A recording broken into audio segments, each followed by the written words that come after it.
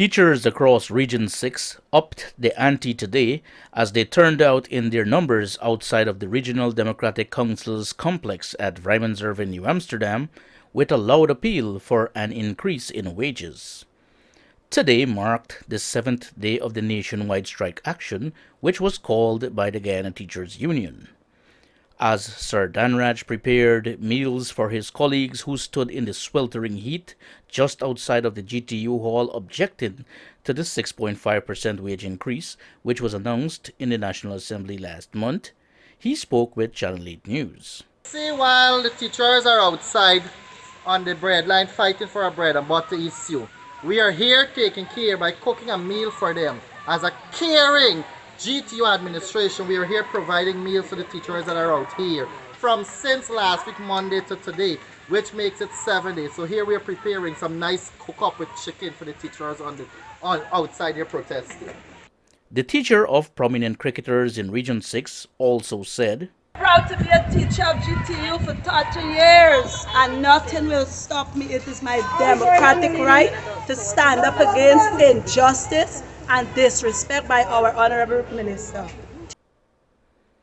Former Deputy Regional Executive Officer and current headmaster at the Skeldon Line Path Secondary School, Mr. Imran Ali, did not mince his words while expressing his views on the wage dispute. We have a common view. The common denominator in this struggle is simple.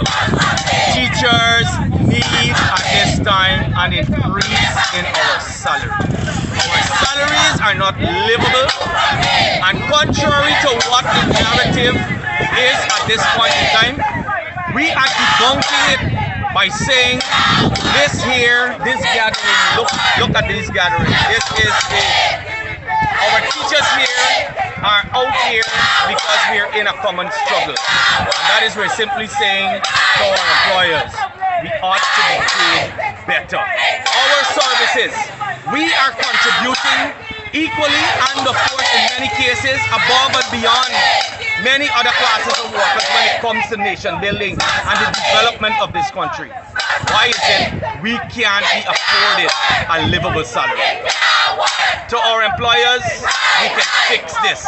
The teachers are simply asking, reach out, engage us and our leaders in meaningful engagement so that our voices can be registered, our voices can be heard, and that we can have a fair share of the national pie. The GTU representatives across the region see the non-response of the government as a disregard for their works. Ms. Maheli Montano was joined by her upper quarantine colleagues in addressing members of the media.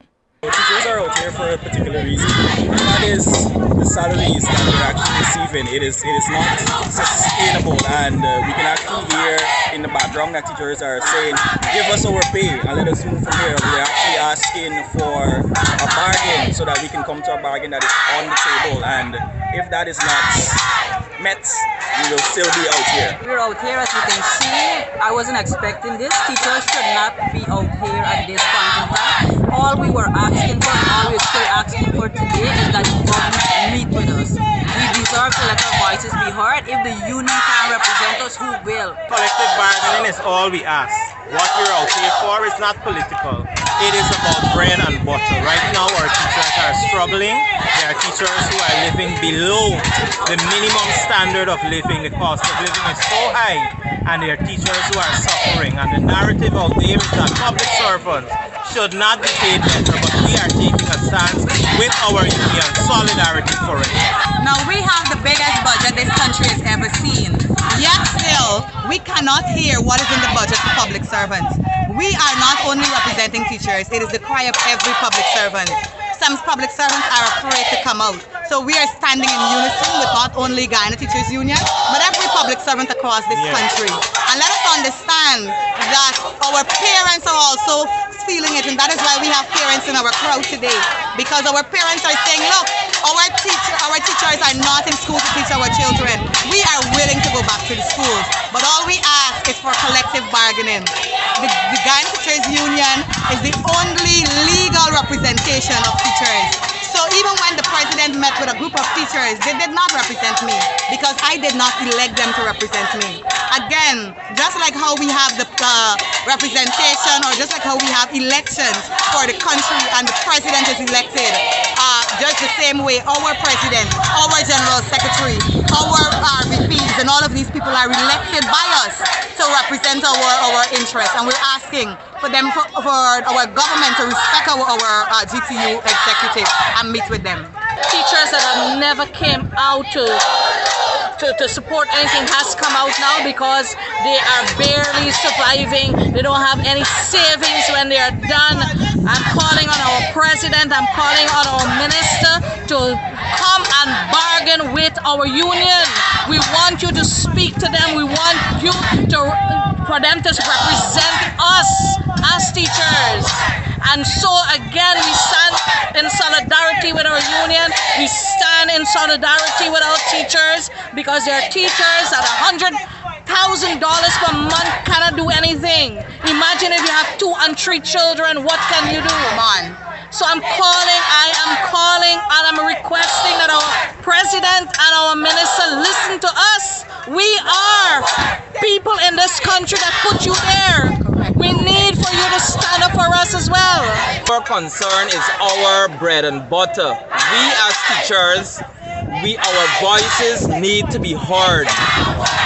You gave us 6.5% increase. Yes, but what can that do? We cannot save from that. We are here. This is for our bread and butter. And as the union rep for the Blackbush Polar branch, I stand here representing our teachers. They may not be there protesting, but I know, I can assure you, they are with refraining from their services, withdrawing their services from the schools, and they're at home in solidarity with the Guyana Teachers Union, because we have realized that over time, we don't need no imposition. We stand in solidarity with our union, and the union is here to represent us, and that is why we're out here. The teachers vowed to continue their strike action until their voices are heard by way of positive talks between the GTU and the government of Guyana. Meanwhile, parents are also calling for an urgent resolution. On behalf of the teacher, to render my support for them and the union, I would like to see the government pay the teacher whatever they request, so that they could be back in school and teach our children. We are getting tired and sick of this thing, having our children home. They are not learning. How can they become, educated in this society if they can't get a good education? We respect our teacher, we respect the union, and the government must respect the union, and the government must respect the teacher. In order for us to get an uplift society with educated children, we must get our teacher to teach it. So government, I'm asking you to pay the teachers their money, give them what they deserve, so that they can go back in school. The children punishing, we need the children in school.